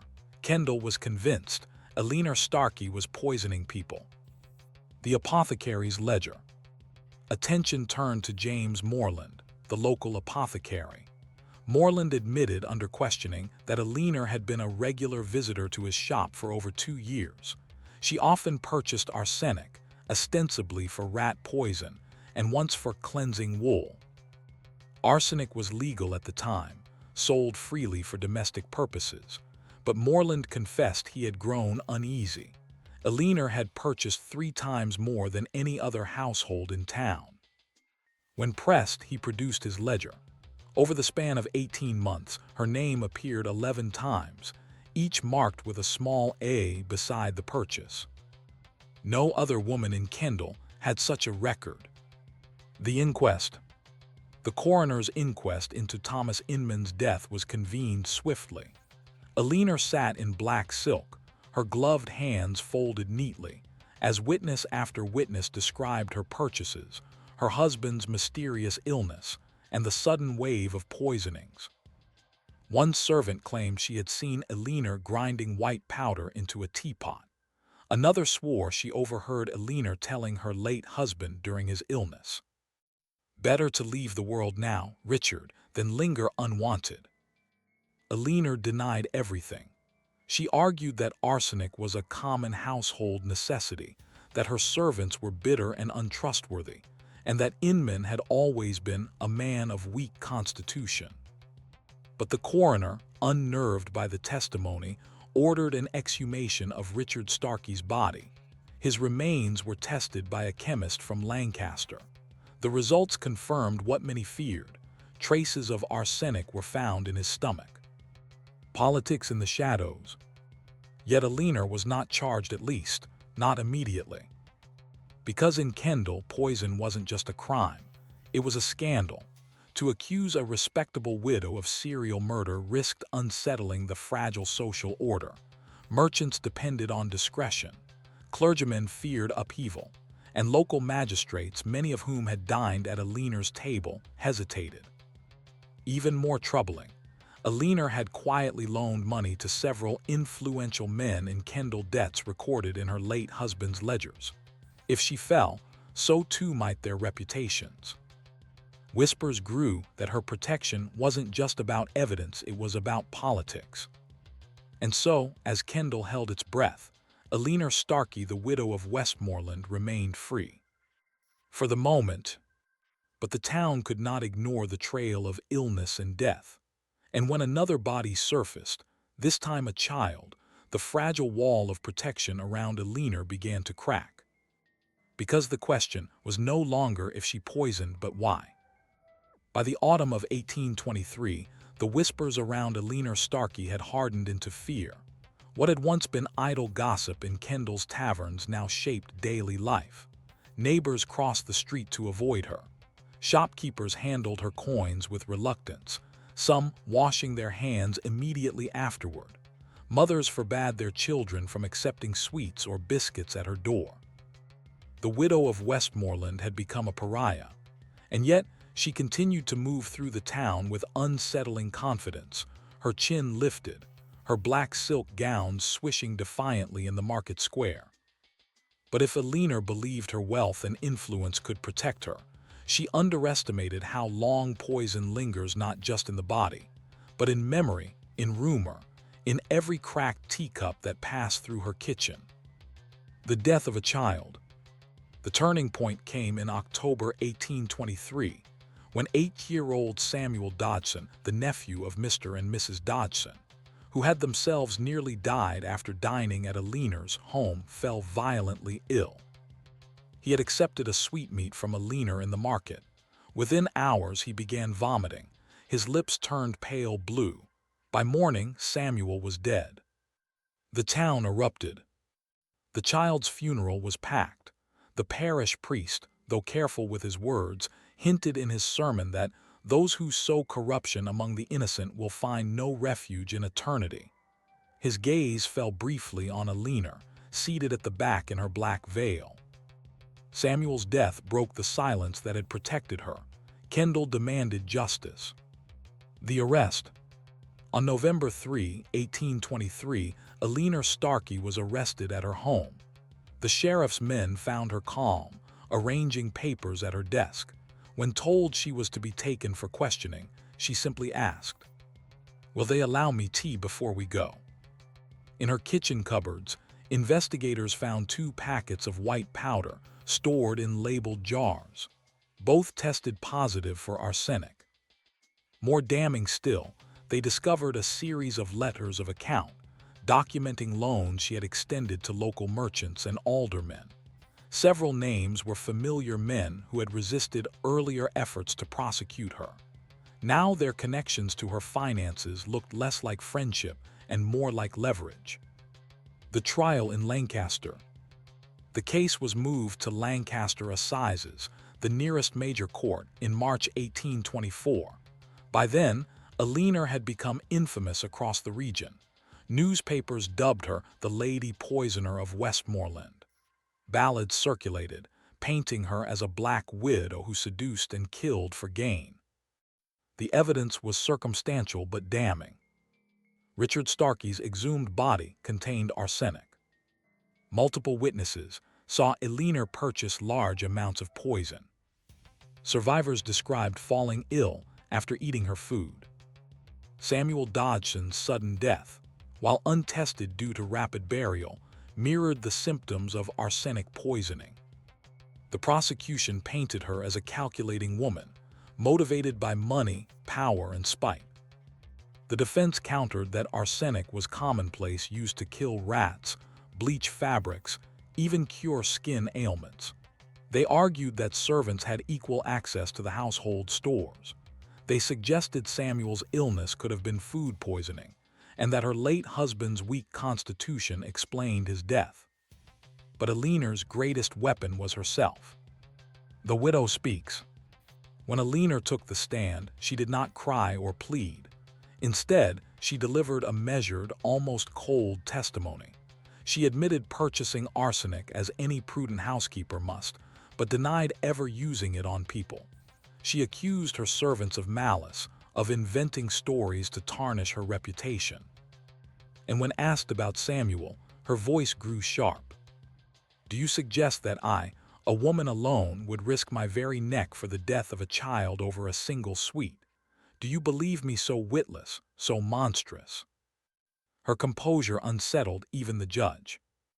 One juror later remarked that her calm was more chilling than any outburst. A divided court. The trial stretched for 3 weeks, drawing crowds from across the county. Each day, the gallery was packed, farmers, merchants, gentry, all straining to see the widow in her dark veils. Whispers split the town. Some saw her as a murderess, a woman who had quietly killed her husband, and others who inconvenienced her. Others saw her as a victim of prejudice against independent women, a scapegoat for a town uneasy with her refusal to conform. By the time the jury withdrew, the case had become less about poison and more about power, gender, and fear. The verdict. After 7 hours, the jury returned. On the charge of murdering her husband, Richard Starkey, the verdict was not guilty. On the charge of attempting to poison Thomas Inman and the Dodgsons, not guilty. On the charge of poisoning Samuel Dodgson, inconclusive. The lack of exhumation left insufficient evidence. Eleanor Starkey was acquitted on all counts. The courtroom erupted, some in outrage, others in stunned silence. The widow of Westmoreland walked free, returned to Kendal. But freedom did not mean safety. When she returned to Kendal, her house had been vandalized, her windows smashed. Former friends crossed the street. Markets refused her custom. Children sang cruel rhymes about her in the square. And then, slowly, her money began to vanish. The merchants who once borrowed from her never repaid. The influence she wielded evaporated. By 1826, Eleanor Starkey was living in near poverty, her estate dwindling, her house decaying. She died in 1829, alone in her bed. Her death certificate read simply, "Natural causes." No poison, no scandal, just silence. And yet her story lingered. The trial had raised questions that never fully faded. Was she truly a cold-blooded poisoner who escaped justice through cunning? Or a woman destroyed by rumor, punished not for her crimes, but for her refusal to fit the mold of widowhood in a patriarchal society? The truth was buried with her, alongside the countless secrets hidden in Kendal's whispers. By the time Eleanor Starkey died in 1829, Kendal was eager to forget her. The townsfolk buried her in the parish yard with no marker, no epitaph, no mourning bell. For years, the spot was left untended, grass swallowing the plot until no one could say precisely where she lay. But memory is a stubborn thing, and though the law had acquitted her, Aliner's name lived on in whispers, in rumor, in half-remembered stories of teacups that killed and oatcakes that crippled. The widow of Westmoreland had become less a person than a parable, and that, perhaps, was the most enduring punishment of all. Poison as a woman's weapon. Aliner's case struck a particular chord in 19th century England because arsenic was seen as the weapon of choice for women. Knives, pistols, and fists belonged to men, but poison, quiet, invisible, and domestic, was thought to align with the sinister possibilities of the female sphere. Medical journals of the time remarked with unease that arsenic was readily found in the kitchens of housewives. Clergymen warned congregations that Satan had placed death in the very bread of women. In newspapers, Aliner was compared to the infamous Mary Blandy, hanged in 1752 for poisoning her father. The press framed her not just as a murderer, but as an unnatural woman, dangerous precisely because she wielded power where society expected passivity. To many, her acquittal was less a triumph of justice than a failure to contain the threat she represented. The Lost Confession. For nearly a century, Aliner's story was treated as local scandal. Then, in 1911, a bundle of papers surfaced in the attic of a Kendal solicitor's office, among them an unsigned letter, dated 1828, written in a delicate, spidery hand. The letter read in part, "They watch me in the market, they whisper at the gate. They think me monster, but I was only just. Richard was a cruel man, and Thomas would have ruined me. The Dodgsons spoke ill, and their child was but chance. I never sought the boy, but they would not let me live, so I took from them what I could." Scholars debate the letter's authenticity. Some believe it was forged to sensationalize the legend. Others argue the handwriting matches surviving documents in Aliner's estate. If genuine, it suggests she admitted to at least 2 poisonings, excusing them as necessary acts of survival. Kendal's uneasy silence. Even with the supposed confession, Kendal chose silence. Unlike London's great trials, there was no monument to the case, no preserved courtroom exhibits. The locals preferred to remember her only in fragments. A rhyme children sang in the 1830s. Widow Starkey, black as tar, pours her tea and seals the jar. Drink it down and you will see. Sleep forever quietly. An apothecary's apprentice who claimed that well into the 1840s, townsfolk would ask for widow's powder when buying rat poison. And the parish records, which note dryly, Starkey Aliner, widow, interred without ceremony. Her name was erased from property rolls, struck from merchant ledgers, and eventually her house was pulled down. All that remained was the story. The broader impact. Though the widow of Westmoreland was not convicted, her case played a role in shaping reforms in how arsenic was regulated. By the mid-19th century, new laws restricted its sale, requiring buyers to record their names and purpose. Apothecaries could no longer sell it freely to anyone with a few coins. Her trial was cited in parliamentary debates as an example of how easily accessible poison endangered households. One MP declared, "Let us not wait until another Starkey rises from her tea kettle to finish the work left undone in Kendal." The unanswered question. What remains most chilling about Aliner's story is not what is known, but what is not. Did she truly poison her husband, Richard? The arsenic in his stomach suggests so, but was it malice or mercy? Did she kill Thomas Inman, the Dodgsons, and young Samuel? Or were they victims of coincidence, their symptoms folded into a narrative already suspicious of her? And perhaps most haunting, how many others might have died quietly, never linked to her name, their illnesses dismissed as the ague or dyspepsia? We will never know. A reflection. Aliner Starkey's story endures because it touches on something deeper than murder. It speaks to the fragility of trust in small communities, to the way gender and power twist perception, and to the unsettling truth that a crime need not be proven to poison lives for generations.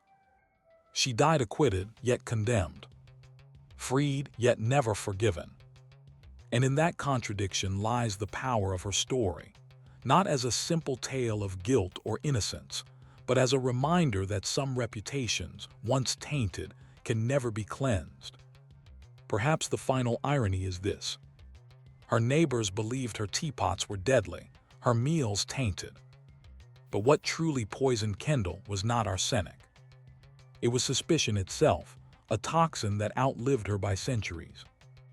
London in the 1890s was a city of locks, iron gates, brass padlocks, sturdy deadbolts everywhere. Security was sold as the fragile promise of order in a sprawling, restless metropolis. And if you lived near Vine Street in the crowded heart of Soho, there was one man everyone trusted with their locks. Mr. Harold Trigg, locksmith. Trigg's shop was a narrow, dim-lit affair on Vine Street. Its window displayed gleaming keys, intricate lock mechanisms, and small safes for sale. The air inside always smelled of oil and iron.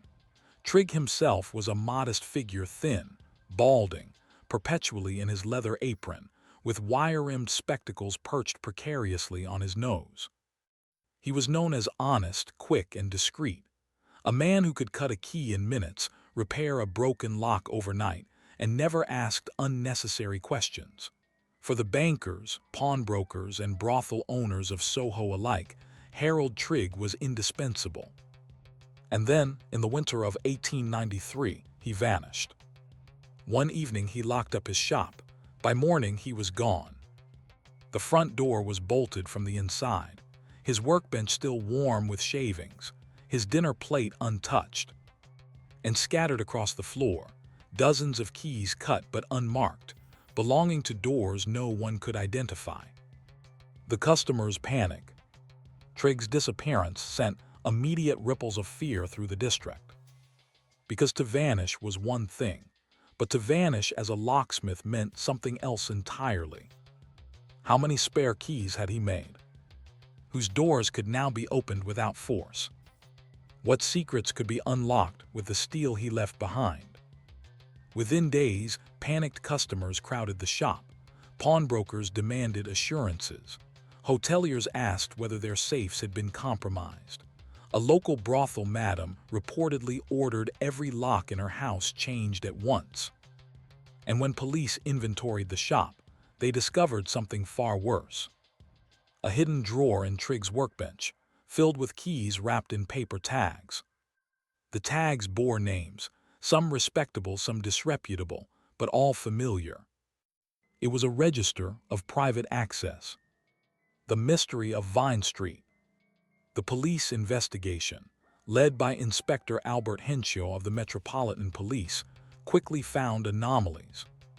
Trigg had withdrawn £40 from his bank account a week before disappearing. The money was never spent. His landlord reported hearing hammering in the shop at odd hours, long after closing. Several of the paper tags from the hidden drawer matched houses that had been burgled in the past year, crimes never solved.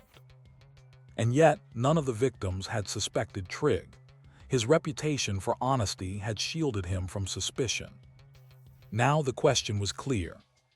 Had the locksmith been a burglar all along? Or had someone else been using his skills and silenced him when he became inconvenient?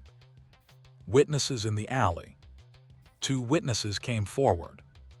The first, a newspaper boy, claimed he saw Trigg on the night of his disappearance, locking up the shop. But he also swore that a man in a bowler hat was waiting across the street, watching.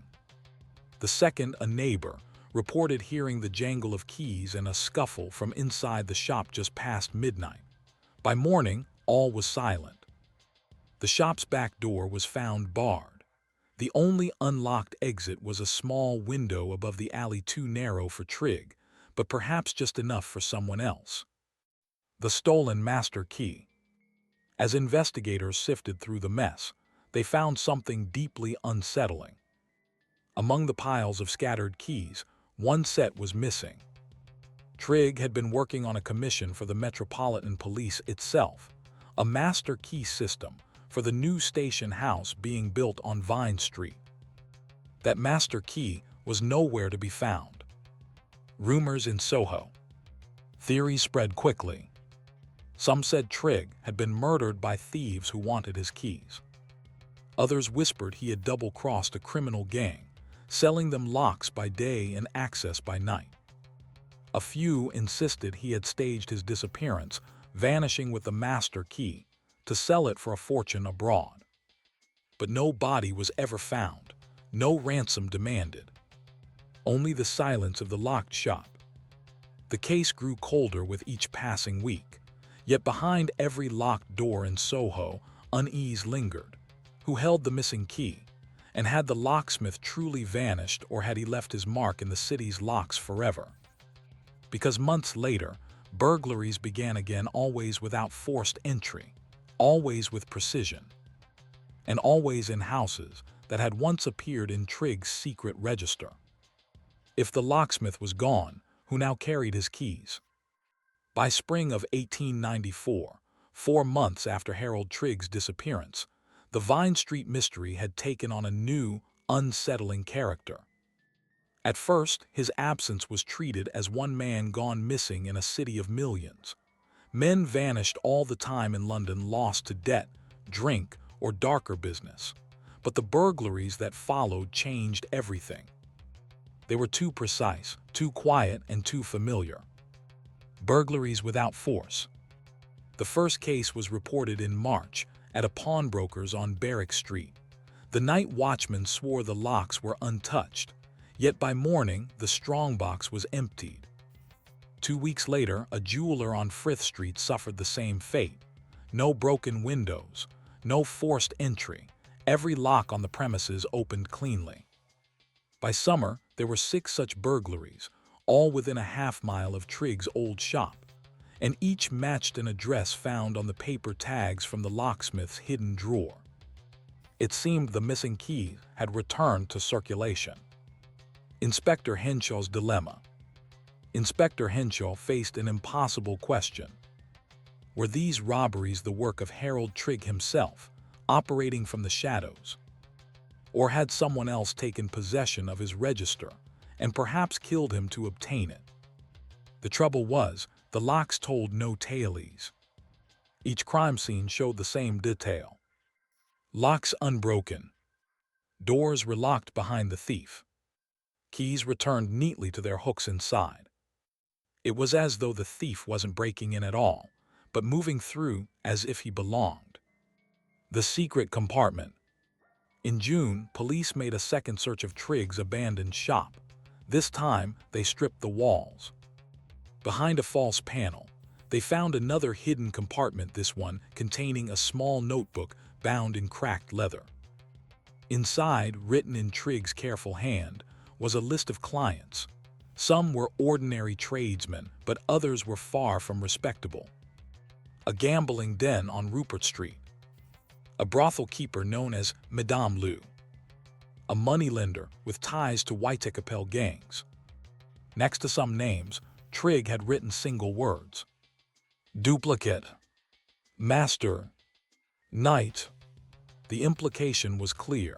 He had been quietly cutting extra keys for clients who might need them not just for entry, but for leverage. A visit to Madame Lou. Inspector Henshaw decided to test the theory. He paid a discreet visit to Madame Lou, whose name appeared 3 times in the notebook. She was not surprised. "Of course Harold cut me duplicates," she said, sipping brandy. "That's why I used him, discretion and service. He never judged, never asked." But when pressed about Trigg's disappearance, her tone sharpened. He was useful, too useful, and that made him dangerous. According to Lou, Trigg had once hinted he kept a second register, a list of every illicit key he had ever cut, along with the debts owed to him. If true, it would have been worth a fortune, not in gold but in secrets. Lou leaned across the table, her voice low. "Find that register, Inspector, and you'll find out what happened to him. But be careful. There are men who'd kill for less than a key." The burglar's pattern. Over the next year, the burglaries continued, but Henshaw noticed something odd. The thief never took everything. At the pawnbroker, they left watches but stole ledgers. At the jeweler's, they ignored gold but removed documents from the safe. At a banker's house, the silverware remained untouched, but a locked drawer containing loan agreements was emptied. This was not greed. This was targeted theft. Whoever had Trigg's keys wasn't chasing wealth. They were chasing leverage. The whisper of the keyman. By late 1895, Soho had given the burglar a name, the keyman. Brothel owners paid for new locks. Pawnbrokers slept with pistols under their pillows.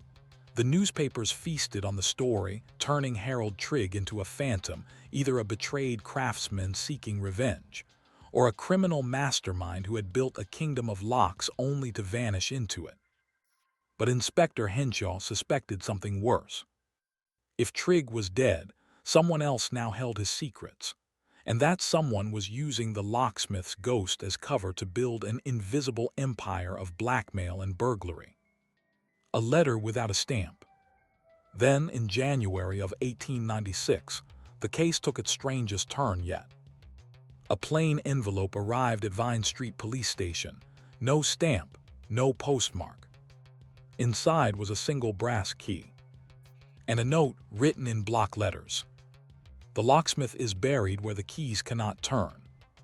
It was signed simply, K. Who was K? Was it the keyman himself? And if Trigg was truly buried, where was his body? The answers lay hidden in the shadows of Soho's alleys, in the places where locks clicked open without resistance, and where silence lingered longer than it should. The arrival of the brass key in January of 1896 sent ripples of unease through the Metropolitan Police. It wasn't simply a taunt, it was a challenge. For months, Inspector Albert Henshaw carried the key in his coat pocket, turning it over during sleepless nights, convinced it was more than a message. It had to fit something. It had to tell him where Harold Trigg was. But London was a city of millions of locks, and the key refused them all. A body in the cellar. The breakthrough came by accident. In March, builders renovating an abandoned lodging house on Dean Street, just blocks from Vine Street, unearthed a shallow grave beneath the cellar floor. Inside lay a skeleton, bound at the wrists with copper wire. In the pocket of the decayed trousers was a small file and a key blank. The coroner identified the remains as Harold Trigg by the spectacles found still clinging to the skull. He had not fled. He had not staged his disappearance. He had been murdered. The locksmith was gone, and yet his shadow lived on. The keyman's reign. Even with Trigg's death confirmed, the burglaries continued. But now they grew bolder. In May 1896, the safe of a solicitor known for handling divorce cases was emptied not of money, but of letters implicating prominent men in adultery. In August, a pawnbroker who had refused protection payments was found beaten. His locks opened without resistance, his ledgers missing.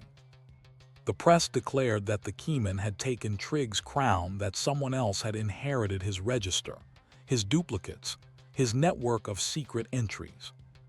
London lived in fear of doors that might not hold. The hidden register. Inspector Henshaw pressed on. In Trigg's shop, long since sealed, he conducted one last search. Behind the hearth, in a cavity lined with soot, he discovered a tin box. Inside lay the second register, pages of names, debts, and addresses, each matched with a code that corresponded to a key. It was not just a locksmith's ledger. It was a map of vulnerabilities. Pawnbrokers, brothel owners, bankers, politicians, each one reduced to an entry, their locks cataloged, their secrets exposed. And at the bottom of the final page, one word, written larger than the rest. K. A dangerous suspect. Piecing the entries together, Henshaw identified a likely suspect, Kenneth "Kenny" Doyle, a thief and former apprentice of Trigg. Doyle had been dismissed years earlier for dishonesty. His criminal record tied him to burglaries in Whitecapel, though none had ever been proven. Now, with the register in hand, Doyle would have had everything he needed: keys to half of Soho, and the knowledge of what each lock concealed. But when police raided his lodgings, Doyle was gone. On the table was a scrap of paper. "You cannot jail a key. It belongs to whoever holds it." The last lock. The trail ended in November 1897, when the burglaries abruptly stopped. Some said Doyle had been caught by rival gangs. Others claimed he fled abroad, selling Trig's secrets to the highest bidder. But in Vine Street, a legend took root. Residents whispered that Doyle had found one final lock, a lock that no key could open. That he had tried, night after night, until one evening he vanished, just as Trig had.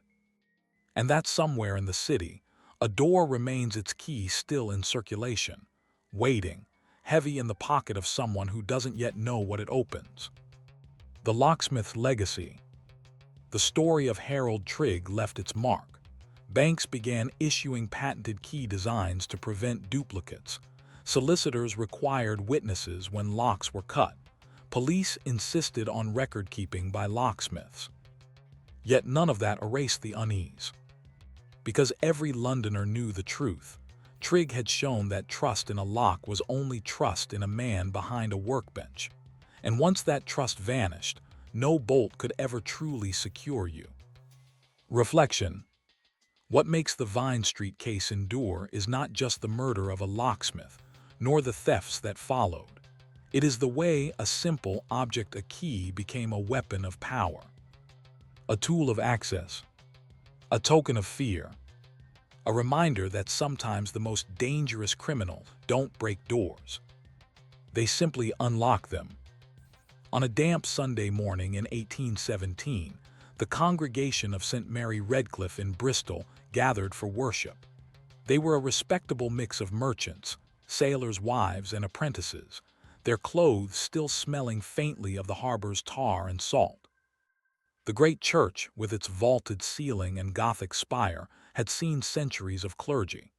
But this day, it welcomed a new preacher, a tall, commanding man in flowing robes, introducing himself as Bishop Samuel Cartwright, newly assigned to oversee the diocese.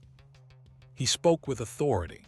His sermon thundered against vice in the docks, praised the diligence of honest laborers, and ended with a rousing call for donations to aid orphans displaced by war. The congregation was moved. Coins filled the collection plates. Some pledged further offerings. The bishop shook hands, blessed infants, and promised a return the following week. There was only one problem. No such bishop existed. The impostor arrives. In the weeks that followed, Bishop Cartwright appeared across Bristol. He dined with aldermen, presided at charity gatherings, and even gave blessings at a ship's christening. Always eloquent, always dignified, and always somehow persuading those present to contribute to his charitable fund. Within a month, he had raised over £200, a staggering sum at the time. Merchants considered him a godsend, a moral voice for a city often seen as rough and worldly. But doubts began to creep in. A clergyman from Bath, attending one of his services, noted that Cartwright's liturgical Latin was oddly mispronounced. A parish clerk observed that he signed documents with a shaky, inconsistent hand. And when a visiting official from London asked about his consecration date, Cartwright grew evasive. The bishop exposed. The unraveling came in April 1817, when a letter arrived from the Bishop of London. It bluntly stated that no Samuel Cartwright had ever been ordained in the Church of England, and that the man preaching in Bristol was an impostor. Police moved quickly. They raided the inn where Cartwright lodged. Inside they found bundles of cash in cloth bags, much of it in small donations. A trunk containing clerical robes, crudely altered from theatrical costumes. Letters of introduction with forged seals. And most damning, a set of aliases, Samuel Cartwright, Thomas Leach, John Carver. The so-called bishop was arrested on the spot. His real name, William Pratt, age 38, a failed actor from London with a long history of minor frauds. Trial at the Guildhall. Pratt's trial drew crowds.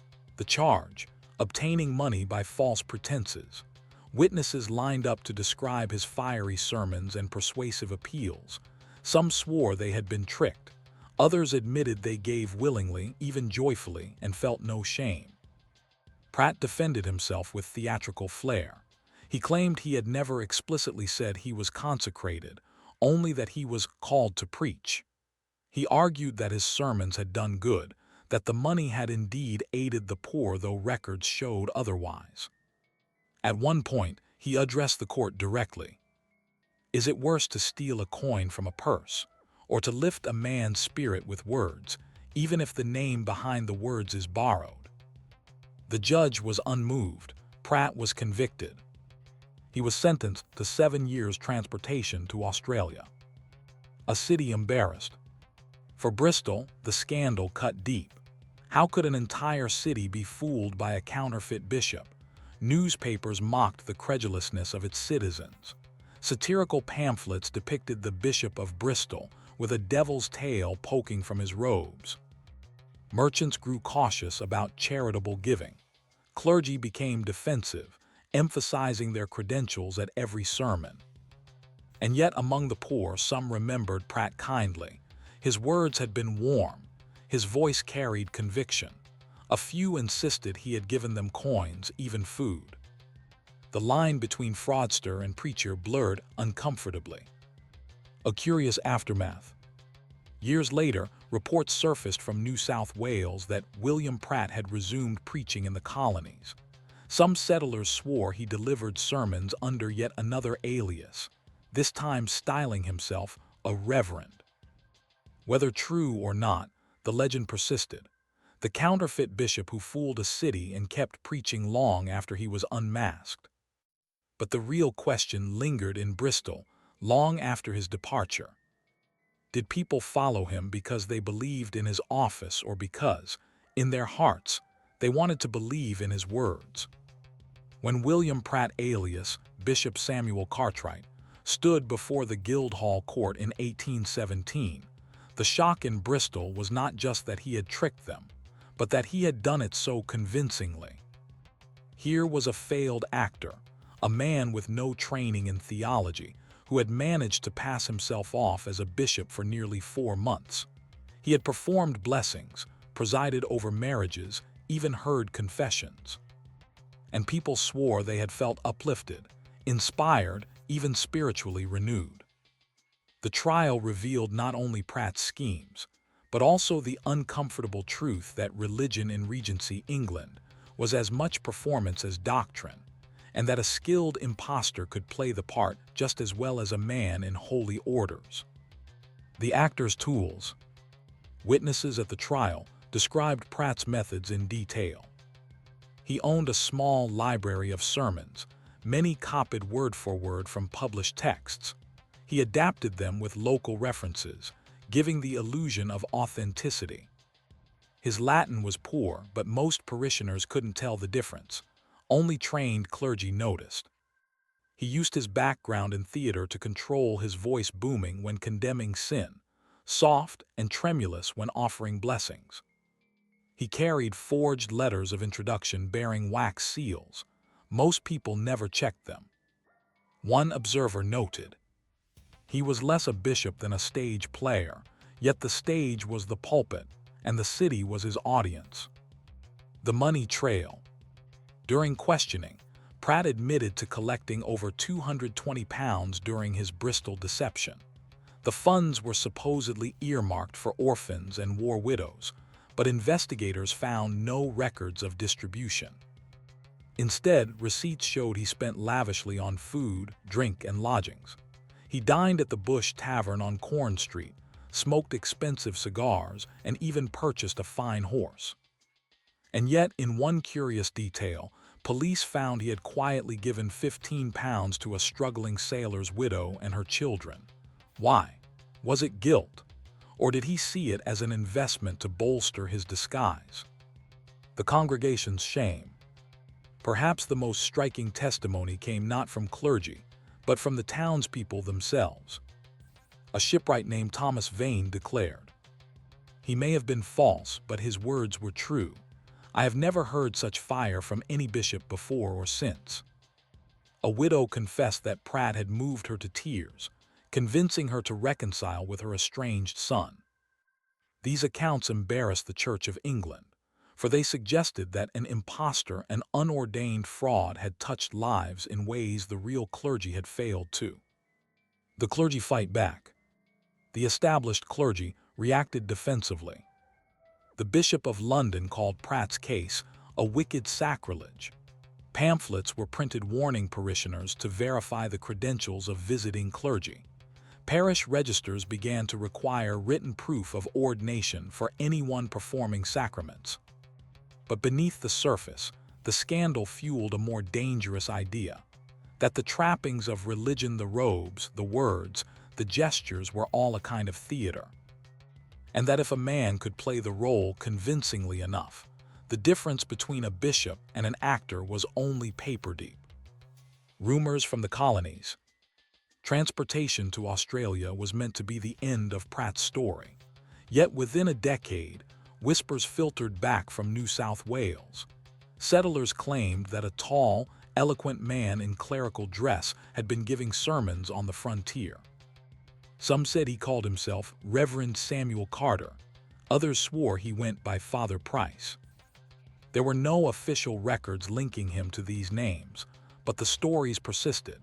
The counterfeit bishop had simply found a new stage, far from the reach of Bristol's embarrassment. A curious legacy. By the 1830s, Pratt had faded into legend. Satirical prints of the Bishop of Bristol circulated, showing him with a bishop's mitre made of paper, a mask slipping from his face, coins spilling from his pockets. But in taverns, some still remembered him fondly. One sailor, interviewed years later, remarked, "Fraud or not, he spoke as if God was listening. That's more than I can say for most of the real clergy." The scandal left Bristol with an uneasy question. Was Pratt condemned for deceiving the faithful, or because he revealed how easily faith itself could be deceived? When William Pratt was shipped to Australia in 1818, most in Bristol believed the scandal was buried with him. But the truth was less tidy. For decades afterward, his name lingered in the city like an unwanted sermon, half joke, half warning. And in some corners, he was remembered not as a villain, but as a strange kind of prophet. Life in exile. Transportation records place Pratt aboard the Lord Sidmouth, bound for New South Wales. Officially, he was listed as William Pratt, convict, 7 years, fraud. Yet once ashore, he slipped into something far less ordinary.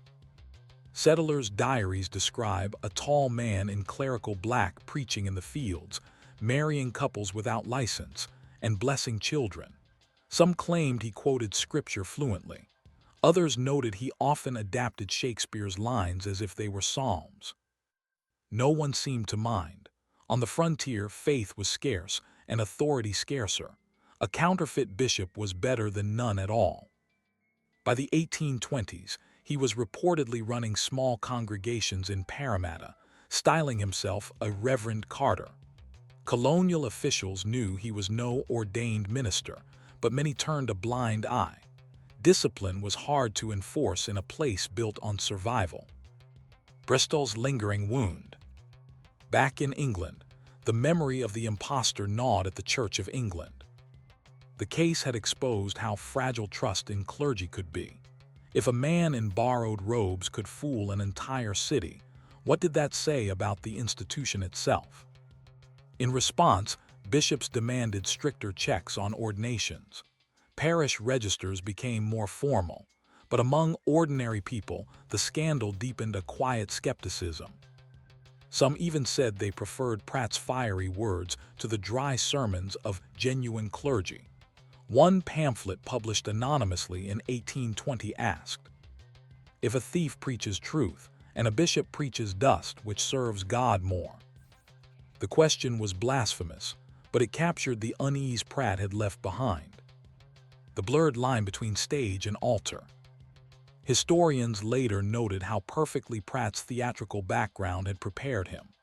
The gestures of blessing, the cadences of prayer, the solemn intonation of scripture, these were as much performance as piety. In a sense, Pratt had revealed the uncomfortable overlap between church and stage. Both demanded an audience, both relied on costume and voice, and both depended on the suspension of disbelief.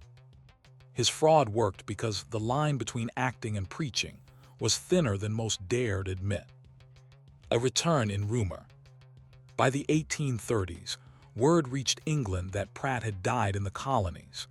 Yet rumors persisted that he had returned under another name, preaching in small chapels along the Welsh border. There is no hard evidence for this, but ghost stories sprouted in Bristol taverns. The counterfeit bishop seen wandering near St. Mary Redcliffe, robes tattered, mitre askew, still collecting coins from the gullible. Children dared each other to whisper Bishop Cartwright 3 times at the church door.